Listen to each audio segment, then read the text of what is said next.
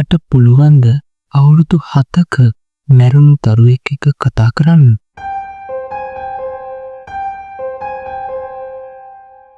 අද මං යන්නේ තවත් බය හිතෙන අద్భుත ක්‍රීඩාවක්. ඒ කියන්නේ පැරනෝමල් ගේම් එකක් ගැන. අද මං කතා කරන ගේම් එක තමයි චාලට්ස් වෙබ්. ඉතින් මේ ගේම් එක ගැන කියන්න කලින් මේකේ ඔරිජින් ස්ටෝරි එක ගැන චුට්ටක් කියලා ඉන්න. චාලට් කියන්නේ 1400 ගණන් වල ජීවත් වෙච්ච වයස අවුරුදු 7ක කුඩා ගැහැණු දරුවෙක්. අවසනාවකට චාලට්ගේ මව මායාකාරියක් ලෙස චෝදනා ලබන නිසා කනුන්ක ගැට ගහලා පුලිස්සා මරා දමනවා. ඊට පස්සේ පුංචි චාලට් ආරක්ෂා වෙන්න හිතන් කැලෑවට යනවා. නමුත් ඇය දැනගෙන හිටියේ නැහැ කැලෑව පිටි ආරක්ෂා වෙන්නේ කොහොමද කියනවා. අන්තිමට කැලෑව ඇතුළේදීම චාලට් මිය යනවා. හරි. දැන් අපි කතා කරමු චාලට් වෙබ් ගේම් එක ගැන. මේ ගේම් එක කරන්න අවශ්‍ය වෙන දේවල් කීපයක් තියෙනවා. 1. ජනේල රහිත කාමරයක්. නමුත් එයාට තෝරගන්න සිද්ධ වෙන ජනේල සහිත එකක් නම් පත්‍රකොළ යොදාගෙන ජනේල කවර් කරන්න. අංක 2. කණ්ණාඩියක්. අංක 3. ෆ්ලෑෂ් ලයිට් එක. අංක 4. පුටු දෙකක් සහ මේසයක්. අංක 5. ගැහැණු දරුවෙක්ට ගැළපෙන ගොඩක් පරණ නැති සෙල්ලපඩුවක්. බෝනික් කික් නම් ගොඩක් හොඳයි. අවසාන වශයෙන් මේ ගේම් එකට සහභාගී වෙන්න සමාජිකයන් දෙන්නෙක් අවශ්‍ය වෙනවා. හරි.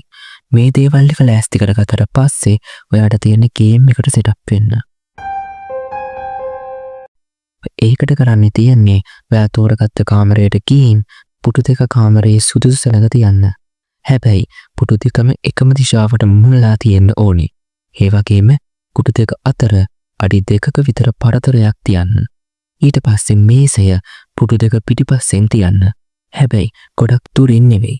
පුටු දෙකට පිටිපස්සෙන් අඩියක් විතර ඉඩක් තියෙන විදිහට තමයි මේසය තියන්න ඕන. ඊට පස්සේ සෙල්ලම් බඩුව මේසය උඩින් මැද්දට වෙන්න තියන්න.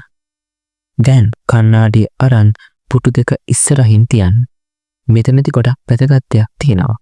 ඒ තමයි සමාජිකයන් දෙදෙනා පුටු දෙකේ වාඩි වුණාම කණ්ණාඩියෙන් පිටිපස්සේ තියෙන සෙල්ලම් බඩුවේ ප්‍රතිබිම්බය සහ සමාජිකයන්ගේ ප්‍රතිබිම්බ පේන්න ඕන. හරි. මේ දේවල් ටික හරියටම කළා නම් දැන් තියෙන්නේ ගේම් එකේ ඇක්ටිව් කොටස. දැන් සහභාගී වෙන සමාජිකයන් දෙදෙනා පුටු දෙකේ වාඩි වෙන්න. හැබැයි වාඩි වෙන්න කලින් කාමරයේ හැම ලයිට් එකක්ම ඕෆ් කරන්න ඕන. ඊට පස්සේ සමාජිකයන්ගෙන් එක්කෙනෙක් ෆ්ලෑෂ් ලයිට් එක අරන් ඔන් කරන්න. දැන් ඉස්සරහා කණ්ණාඩිය දිහා බලන් we want to pay Charlotte's Web කියලා කියන්න. ටික වෙලාවක් බලන් ඉන්න. කිසිම වෙලාවක බයිකින් හොත් ඇති ගැනීමකින් ඉන්න එපා. ටික වෙලාවකට පස්සේ ඔයා ගේම් එක හරියට කළා නම් චාලට් ඇවිත් මේසේ උඩ තියලා තියෙන සෙල්ලම් බඩුව ගන්නවා. එතකොට ඔයාට පුළුවන් ඇල් සමග කතා කරන්න. හැබැයි මේ වයස අවුරුදු 7ක දරුවෙක් කියලා මතක තියාගෙන දරුවෙක් එක්ක කතා කරන විදියට කතා කරන්න. ඊට පස්සේ ඔයාට මේක ඉවර කරන්න ඕන වුණාම goodbye Charlotte කියලා කියන්න ඕන. එතකොට කණ්ණාඩියෙන් පිනේවි චාලට් සෙල්ලම් බඩුවත් අරගෙන යනවා. ඊට පස්සේ ඉක්මනින්ම කාමරයේ ලයිට් ඔන් කරන්න. ආයේ ළඟ කාලෙකදී මේ ගේම් එක ප්ලේ කරන්න එපා. දැන් මං යන්නේ ඔයා මේ ගේම් එක ෆේල් වෙන අවස්ථා ටිකක් ගැන. බැරි වෙලාවක් මේ කියන සිතුවීම් වලින් මොකක් හරි සිද්ධ වුණොත් එවෙලෙම ගේම් එක අවසන් කරන්න ඕන. මෙන්න මේ සිදුවීම් ටික වුණොත් තමයි ඔයා ගේම් එක ෆේල් වෙන්නේ. ඔයා තියලා තිබ්බ සෙල්ලම් බඩුව අරගන්නවා වෙනුවට චාලට් ඒක බිසි කරලා කෝපෙන් කෑ ගැලුවොත් ඔයා ගේම් එක ෆේල්. ඒ කියන්නේ චාලට් ඔයාගේ සෙල්ලම් බඩුවට කැමති නැහැ.